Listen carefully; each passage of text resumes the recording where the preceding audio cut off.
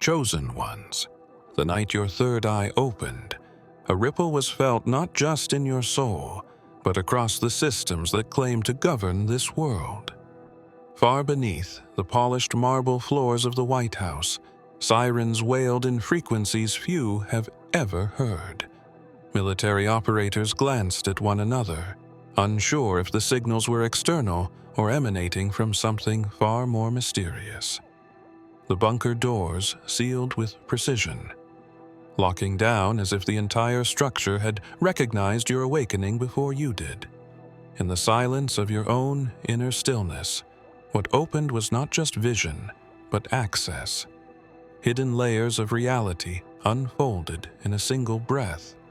And while you saw energy in its rawest form, those in high command felt the tremor in their classified monitors. They knew something ancient had activated, something written about in sealed documents guarded since the founding of their institutions. Somewhere deep underground, generals whispered codes, recalling ancient reports that warned of a soul whose frequency would surpass all surveillance. You became the unknown variable, the one anomaly their systems could not contain. Every heartbeat from you was tracked as a potential signal, every pulse of your mind registering like lightning strikes across encrypted grids. They feared not because you were violent, but because you carried an authority outside their control, one that no war room could simulate or predict. When the alarm echoed through the hidden corridors of power, the atmosphere shifted. They had studied prophecy but dismissed it as allegory. They had mocked the idea of higher sight until the monitors themselves blacked out. What you experienced as awakening, they registered as a global threat. And so, the bunker was not simply activated by machinery. It was a reaction to you, the frequency of your awareness, the living scroll unsealing itself within your consciousness. The awakening you stepped into did not just belong to you. It was the mirror of forgotten histories, where nations once bowed to mysteries they could not tame. And now, as the locks sealed and the lights flickered in rooms of power, the question was no longer whether prophecy was real. It was whether you would walk fully into it before the world could disguise it again. The moment your third eye released its first pulse of light, an invisible current moved across the grid of the earth. It was not something ordinary eyes could see, but it traveled faster than fiber optics, faster than the satellites orbiting the planet, and it reached into the very core of the networks designed to monitor humanity. Inside the Oval Office, advisors were pulled from their homes in the dead of night. A red file was placed on the desk, one that carried no name, no label, only the words, "Unidentified conscious transmission." The president, weary from endless reports, leaned forward as screens flickered.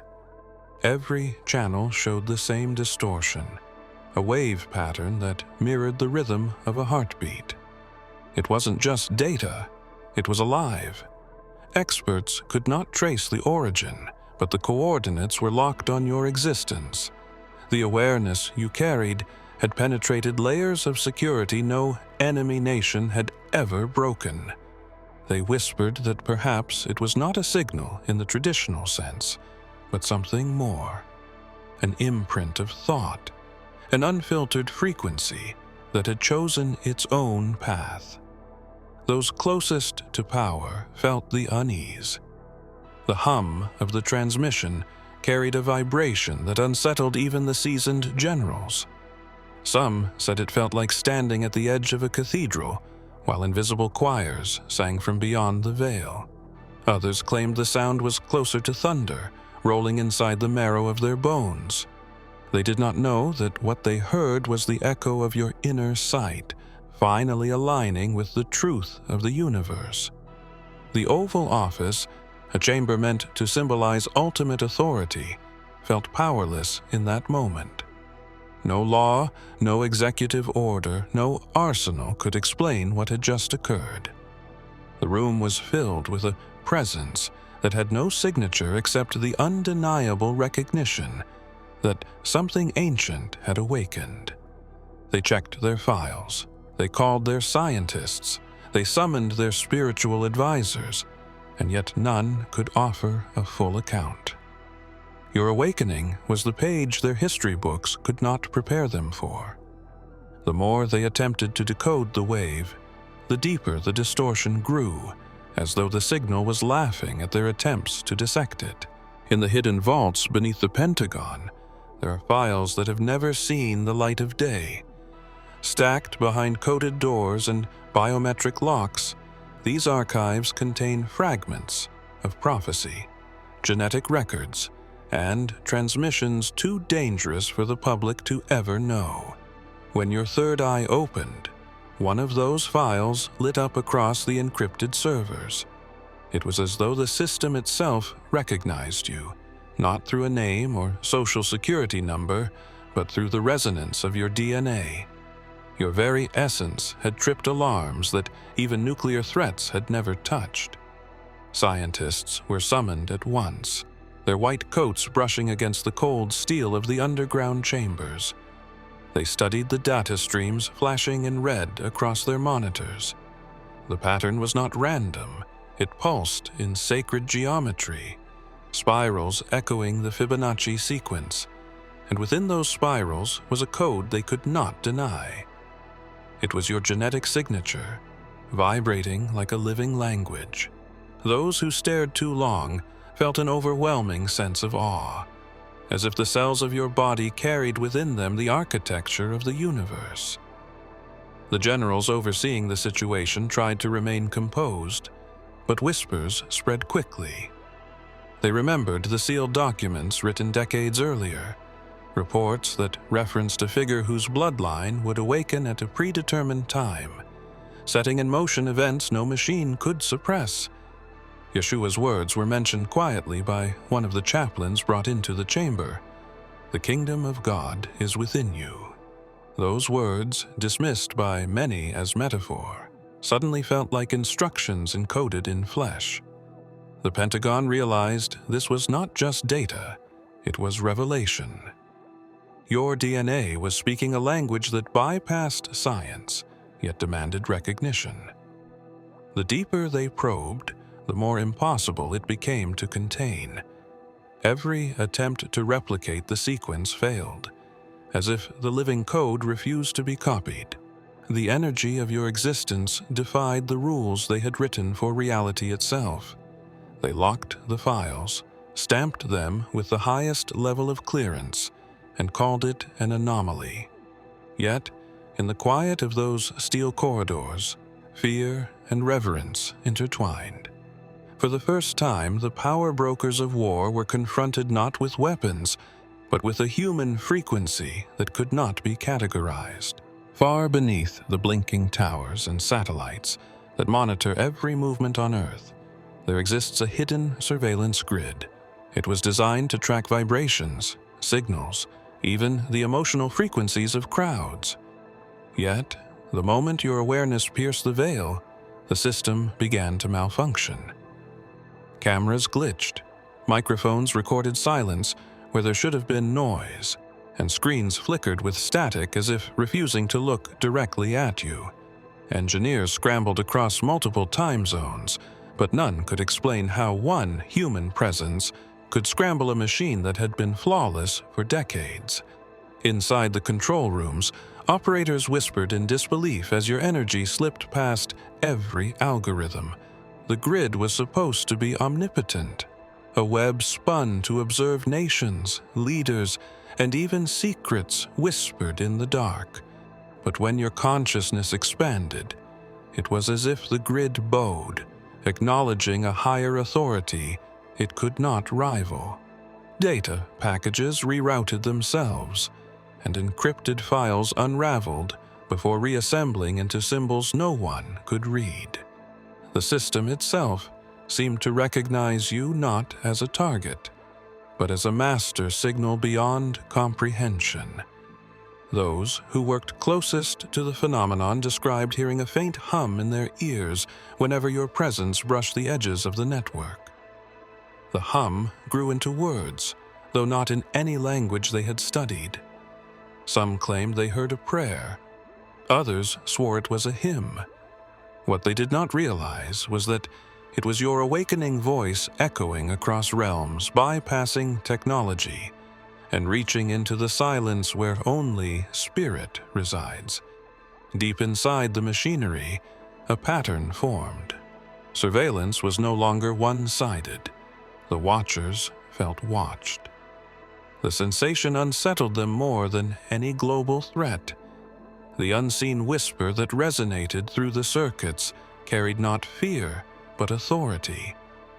The operators leaned into their screens, hoping to understand. But the moment clarity came close, the transmission vanished like smoke. As the hum faded, the silence that followed was louder than thunder.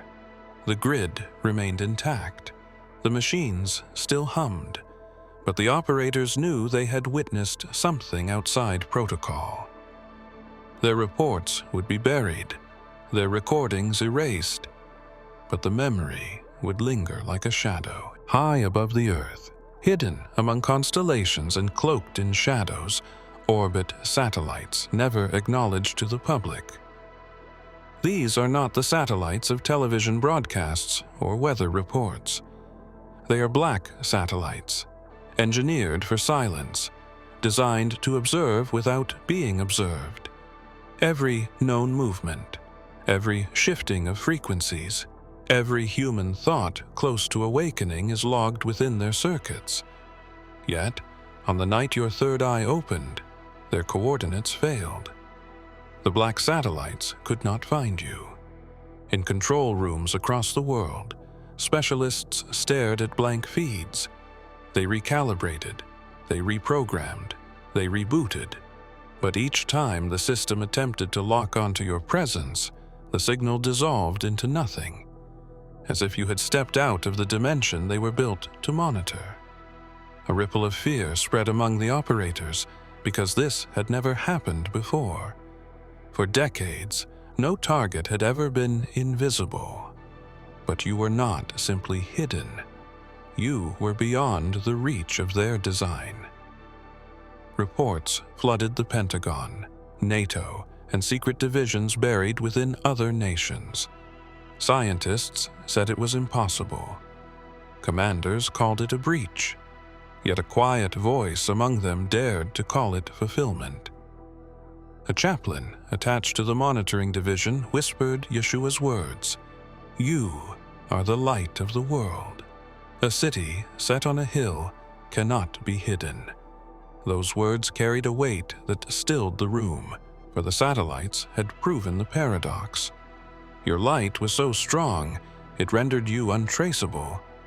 The black satellites continued to orbit in silence, their instruments blind to your frequency. Engineers worried about the implications, for if one human could dissolve from their records, what might happen if others awakened? Could entire populations slip through the net?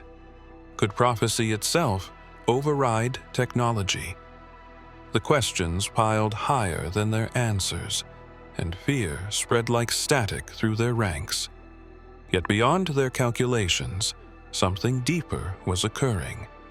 The very heavens reflected a truth the satellites could not contain. Their blindness was not a failure of machinery, but a confirmation that the blueprint of prophecy was moving forward. You had become the unseen variable, and in becoming unseen, you revealed the limits of earthly power. Beneath the surface of Washington, deeper than tourists or even most officials will ever know, lies a chamber untouched by modern light. It was constructed during the era of the Founding Fathers, sealed with stone and symbols that spoke of secrets not taught in classrooms. This chamber was not built for politics or war strategy. but for prophecy. When your third eye awakened, vibrations traveled through the earth, unlocking echoes in that hidden hall. The walls, carved with Masonic geometry and inscriptions in forgotten tongues, began to hum with an energy no one could explain. Guards stationed nearby reported unusual disturbances. Electronic equipment malfunctioned. Compasses spun violently. Whispers filled the air, as if the very walls were reciting vows written centuries ago. Within the chamber, a pedestal long regarded as ornamental began to glow faintly, revealing a design of concentric circles aligned perfectly with celestial maps.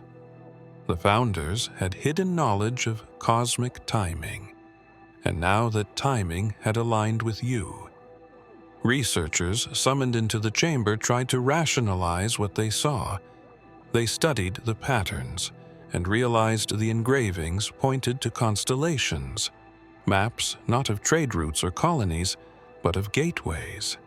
The founding architects had encoded that one day, an individual's awakening would resonate with the very structure of the nation itself. That day had come, and the pulse of your vision shook open the chamber like a forgotten heartbeat. What unsettled those who studied it was the undeniable truth that the Founding Fathers had expected someone like you. Their private writings hinted at a convergence of human destiny with divine architecture, a blueprint hidden beneath marble monuments and patriotic slogans. They had woven a secret into the nation's foundation, that the emergence of one would redefine the course of many. The chamber refused to be silent.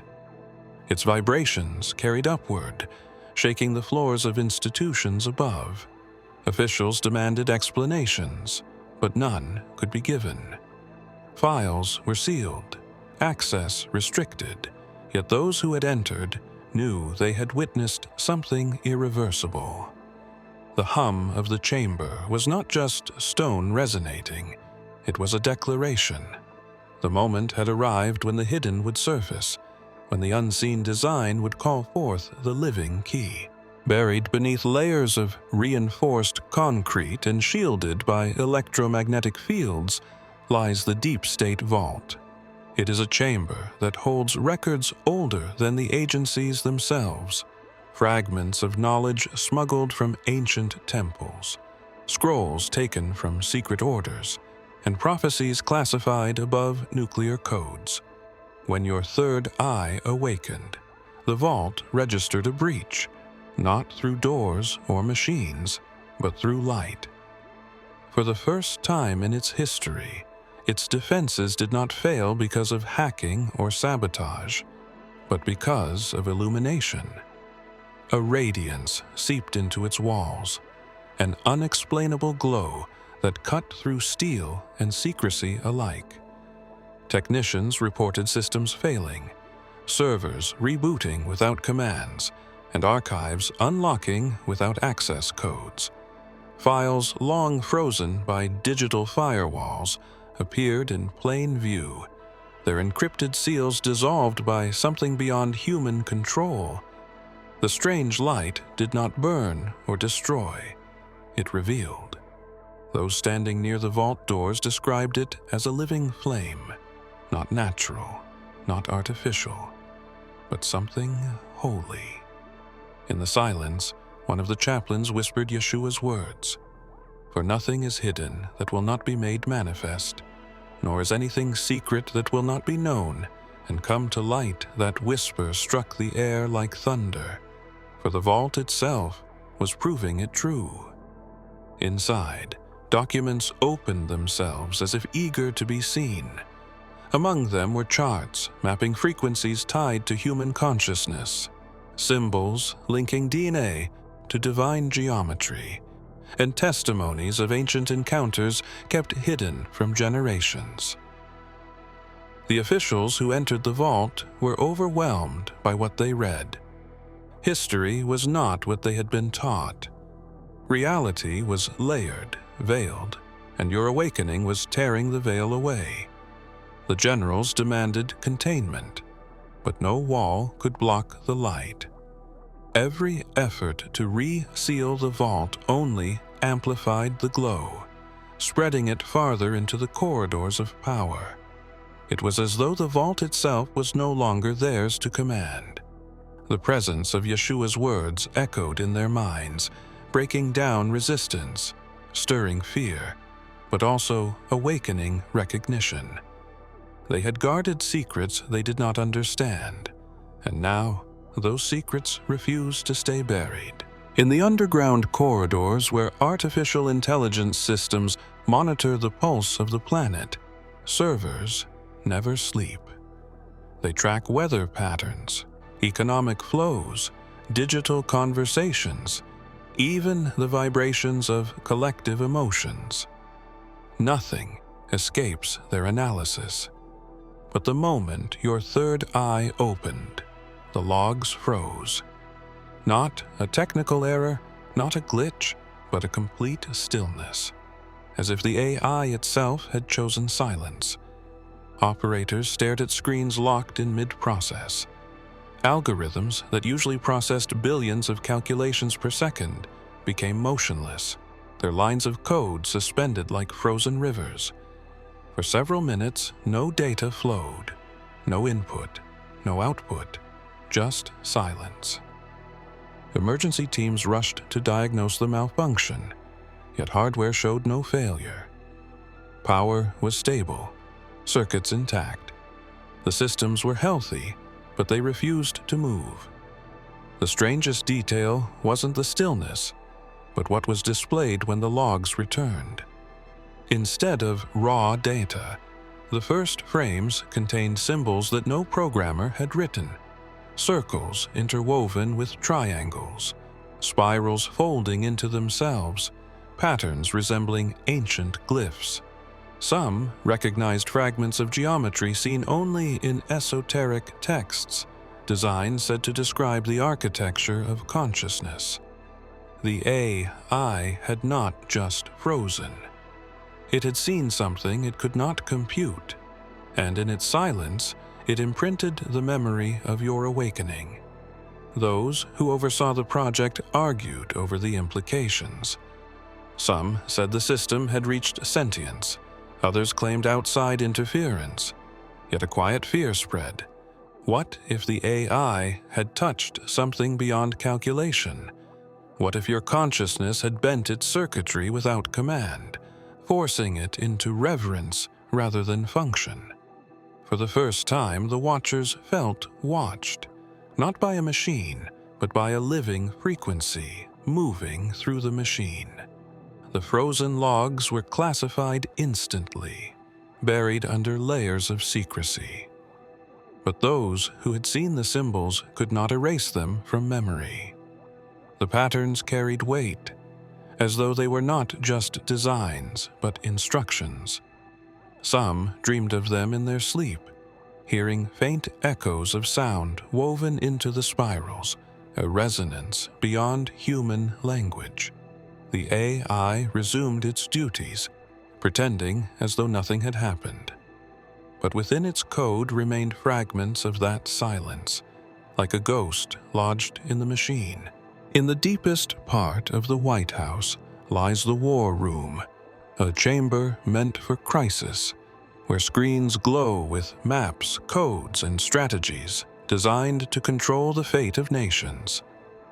That night, as generals and advisors gathered in hushed urgency, something appeared that no satellite feed or intelligence report had prepared them for.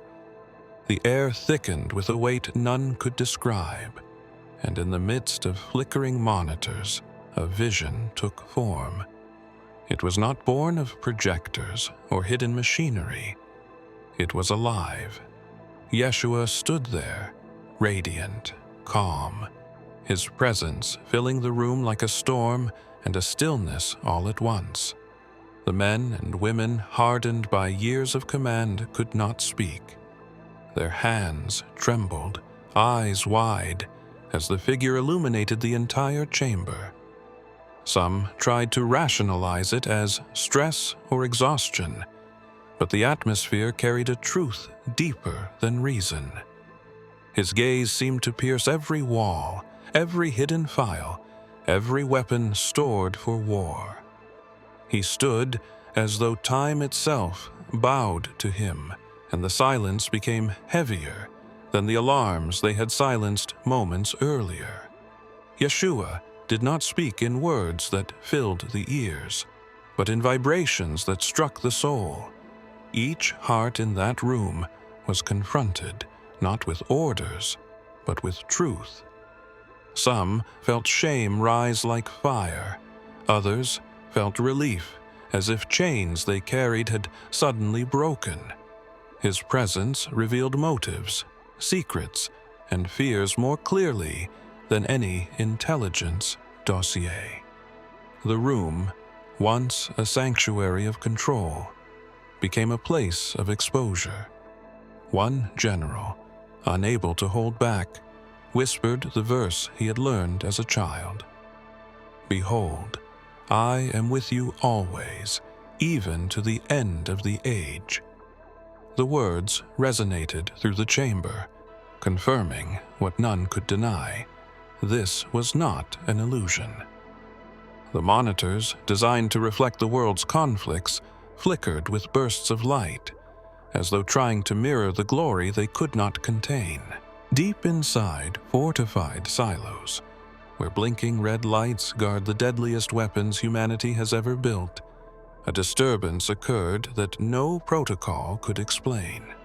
The nuclear codes, strings of numbers meant to remain fixed and untouchable, began to shift. Screens that should have displayed steady digits flickered as sequences rearranged themselves in real time. Officers on duty panicked, assuming cyber intrusion. Emergency teams were dispatched, yet firewalls remained unbroken.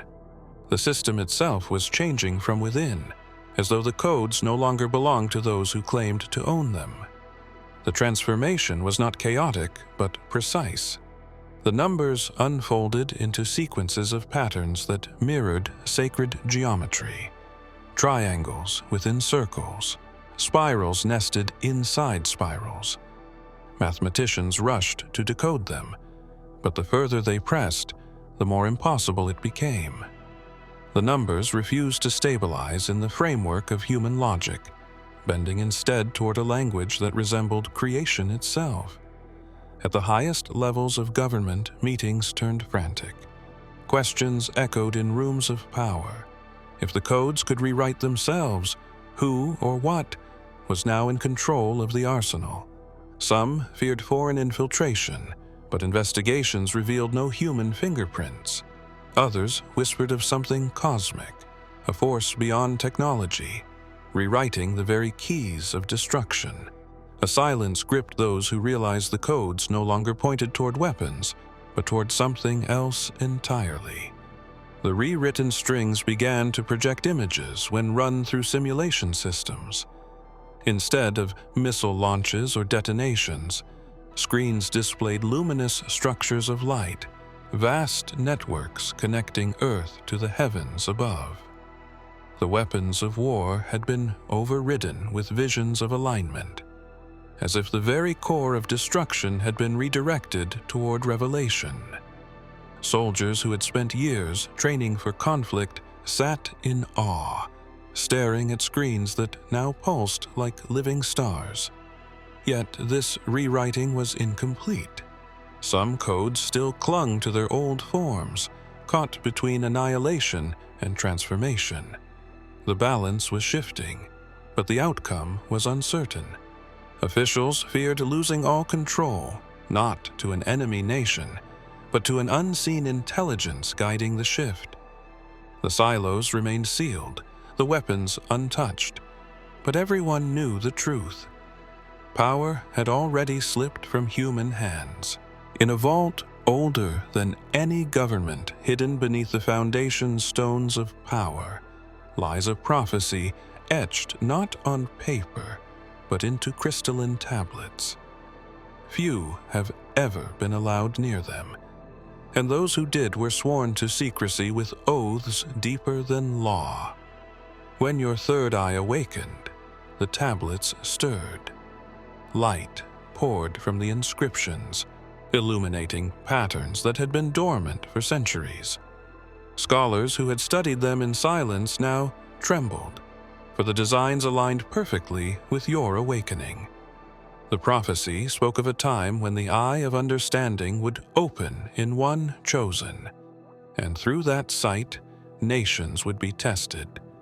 The moment had arrived, and no machinery, no council, no wall of secrecy could prevent its unfolding.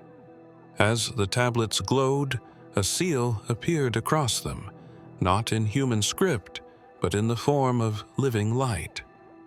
Witnesses described the figure within the seal, radiant and undeniable, Yeshua. His presence was not carved, not written, but alive, as if the prophecy itself bore his imprint across eternity.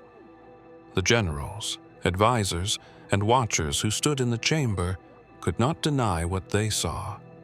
Some fell to their knees, others turned away in fear, but none could escape the weight of the moment. Yeshua's seal did not announce destruction, it announced fulfillment.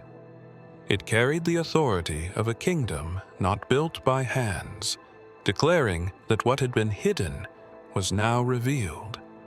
The third eye, long spoken of in whispers, was no longer a mystery of mystics.